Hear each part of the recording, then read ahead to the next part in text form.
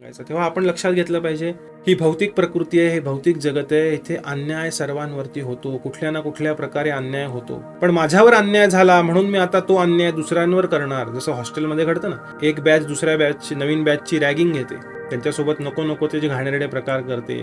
आता प्रकार काही ठिकाणी कमी झालेला आहे, पण पूर्वी खूप असायचं.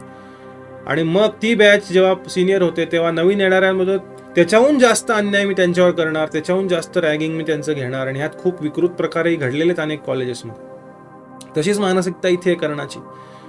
माझ्यावर अन्याय झाला म्हणून आता मी त्या माझ्या तथाकथित मित्राची बाजू घेणार, दुर्योधनाची, आणि मी अजून अन्याय करणार. माझ्यासोबत असं झालं, माझ्यासोबत असं झालं, मी विक्टीम, माझ्यासोबत ह्याने अत्याचार केला, त्यांनी अत्याचार, म्हणून आता मी अत्याचार करणार, म्हणून मी आता अन्यायाचा बदला अन्यायाने घेणार.